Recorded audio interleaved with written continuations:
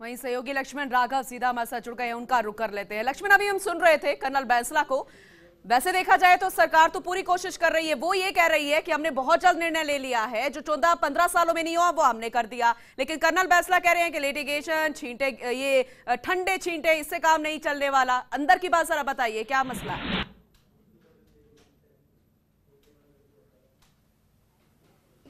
देखिए पूनम शर्मा, आज जो हुआ वो दरअसल यही हुआ। पूरे दिन ये चला कि अब बात बनी, अब बात बनी, अब बात बनी, और बहुत हद तक सकारात्मक कर्नल बैंसला शुरू में नजर भी आए।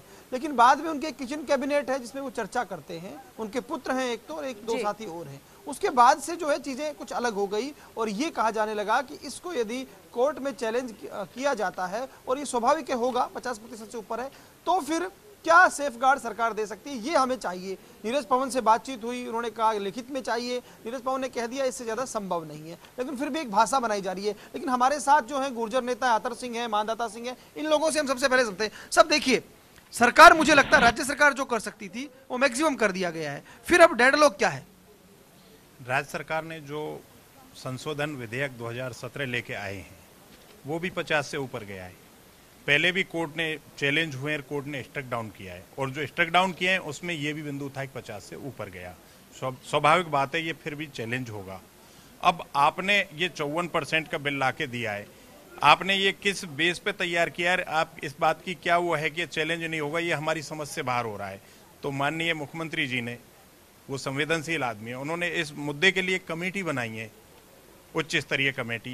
तो जब आपने विधेयक बना दिया, विधानसभा से पास करवा दिया, आपने गजट नोटिफिकेशन करवा दिया, तो उसको आके समझा देना कि भाई ये कैसे, हम इसमें कैसे सुरक्षित रहेंगे। यानी बात ये आ रही है कि अब आप चाहते हैं कि मंत्री जो है वो बात करें? हम ये नहीं चाहते। गवर्नमेंट की ओर से हमें ये भरोसा दिलाया जाए कि ये टिकेगा। विश्वेंद्र सिंह ने फोन भी किया है कर्नल बैंसला को? ये मेरी नॉलेज से बाहर है, अगर किया होगा तो इस बात का जवाब कर्नल साहब ही देंगे। क्या लगता है आप लोगों को कि अब नहीं लगता जनता भी थोड़ी परेशान हो रही है, क्योंकि अब 7वां दिन है? ये चीज़ सरकार को सोचनी चाहिए कि भाई जनता परेशान है तो कहीं कहीं इसमें गलती सरकार की है। हमने शुरू से ही कहा कि हमें 5% संवैधानिक और यहीं लाके गवर्नमेंट दे। गवर्नमेंट ने अपना पल्ला एक विधेयक लाके झाड़ लिया, उससे हम संतुष्ट नहीं है। अगर ये कोर्ट में अटक गया, कल हम सेफगार्ड समाज एक बार बार अपन पटरी पे जाते हैं, बार बार आंदोलन करते हैं। हम चाहते हैं कि गुर्जर समाज का अंतिम आंदोलन हो और हम कुछ न कुछ ठोस सॉल्यूशन लेकर यहाँ से उठे, स्थायी मुद्दे का समाधान लेके उठे, और जिससे हमारे समाज का कुछ भला हो सके। स्थायी समाधान चाहते हैं, पर आप मुझे युवा नजर आ रहे हैं। आपको लगता है कितने युवा होंगे, एग्जाम देने जा रहा है, कोई कोई करने जा रहा है, तो ये भी तो आपको साथ में लेके चलना पड़ेगा भाई। नहीं, बिल्कुल। मैं सबसे पहले तो उन युवाओं को और पूरे राजस्थान की जनता से माफ़ी मांगता हूँ। हमारे आंदोलन की वजह से उनको समस्या हो रही है, लेकिन एक हर युवा की मांग है, जो पहले भी हमें ये मिला, वो आरक्षण एक पूर्ण तरह से लीगली साउंड हो, लीगली मजबूत हो, बार बार साउंड हो। देखिए अब लीगल की बात आई तो निजाम हमारे साथ है, 1 मिनट और लूंगा पूनम, चूंकि अभी अपडेट भी आया है कि विश्वेंद्र सिंह ने कर्नल बैंसला से बातचीत की है। निजाम से हम पूछ लेते हैं साहब, एक तो लीगल पॉइंट्स और ये विश्वेंद्र सिंह का ये डेवलपमेंट कैसे देख रहे हैं? बिल्कुल दो तरीके से बताना चाहूँगा। मैंने दोपहर में भी एक चीज़ बोली थी कि जो लीगल इनके है, खासतौर से जो लीगल टीम है इनकी, उनको अभी एक चीज़ में पैच फंस गया। उनको लग रहा है कि अगर हम ये राय देते हैं कर्नल बैंसला को या इनकी टीम को कि ये कहीं नहीं अटकेगा तो ये गलत होगा।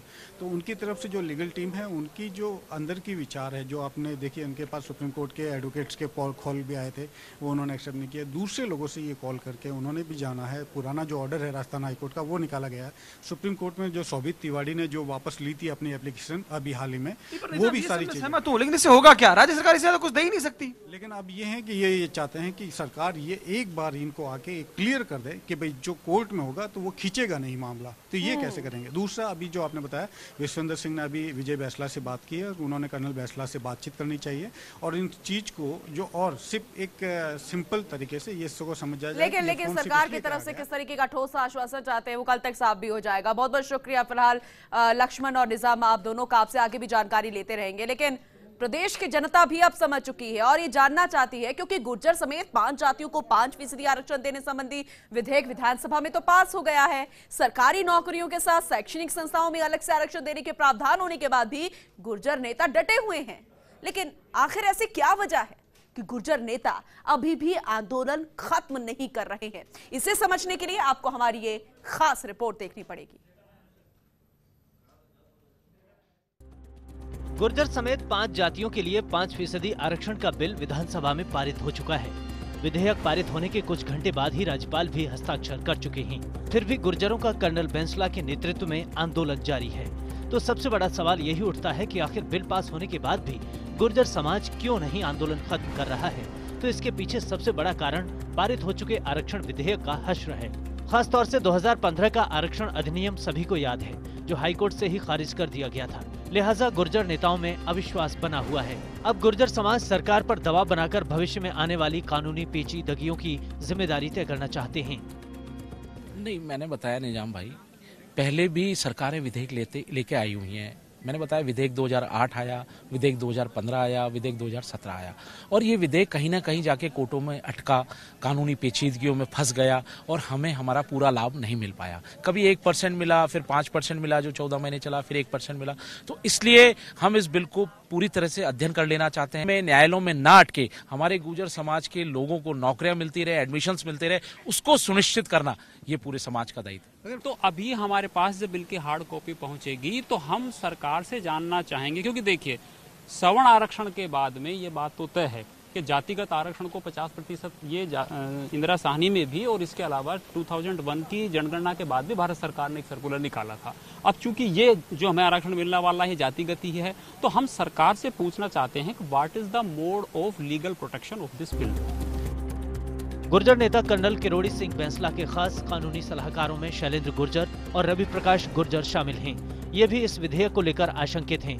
यही कारण है कि कर्नल बैंसला ने विजय बैंसला को आगे कर समाज के विधायकों और मंत्रियों को जिम्मेदारी देने का आह्वान किया है। इस एक कदम से बैंसला एक तीर से कई निशाने साध रहे हैं। मंत्री और विधायकों को समाज के सामने खड़ा कर खुद भी जिम्मेदारी से सुरक्षित रहेंगे। भविष्य में कोई कानूनी पेचीदगी से अगर विधेयक का हश्र पहले जैसा होता है तो समाज सीधे उन्हें कुछ नहीं कहेगा। दूसरा, इस कदम से गुर्जर मंत्रियों और विधायकों को हमेशा के लिए समाज और खुद से जुड़े रहने के लिए मजबूर कर सकेंगे। इसमें दो चीजें हैं। सबसे इम्पोर्टेंट बात यह कि जैसे कर्नल साहब ने कल एक रिक्वेस्ट करी सबको कि जितने भी बुद्धिजीवी हैं समाज के और अन्य समाज के भी, क्योंकि हम नहीं वो आए यहाँ पर मलारना में आए, काफ़ी लोगों के पास बिल पहुंच चुका होगा आई एम श्योर, और जिनके पास बिल नहीं पहुंचा, जैसे हमको पास नहीं पहुंचा, वो पहुंच जाएगा। तो उसको एक बार स्टडी कर लें और उसमें कुछ कमियां हो तो बता दें। इसके साथ साथ कर्नल साहब ने बुद्धिजीवियों के साथ साथ उनको भी रिक्वेस्ट किया है जिन्होंने, जो समाज के लोग हैं जिन्होंने ये बिल बनाने में मदद करी, क्योंकि उनसे ज़्यादा इस बिल के बारे में तो किसी को पता नहीं होगा। बहरहाल विधानसभा से पारित गुर्जर आरक्षण के विधेयक को लेकर गुर्जर नेता मंथन में जुटे हैं। अगर सब कुछ ठीक रहा तो जल्दी ही आंदोलन अपने अंतिम पड़ाव पर होगा और कर्नल किरोड़ी सिंह बैंसला आंदोलन खत्म करने का ऐलान करेंगे। 13 साल से आरक्षण की लड़ाई लड़ रहे गुर्जरों को सरकार द्वारा आरक्षण दिए जाने के बावजूद भी, यहाँ तक कि जब राज्यपाल उस विधेयक पर हस्ताक्षर कर चुके हैं, फिर भी भरोसा नहीं हो पा रहा है। ये भरोसा इसलिए भी नहीं हो पा रहा है कि पिछले जो भी विधेयक सदन द्वारा पारित किए गए, उनका हश्र आज भी उनके सामने है। यही कारण है कि अभी भी इन ट्रैक की पटरियों पर कहे तो ये आंदोलन जारी है। देखना ये होगा कि आखिरकार सरकार या सरकार के नुमाइंदे इन गुर्जरों को कैसे भरोसा दिला पाते हैं। सहयोगी जितेश के साथ निजाम कंटालिया, फर्स्ट इंडिया, मलारना।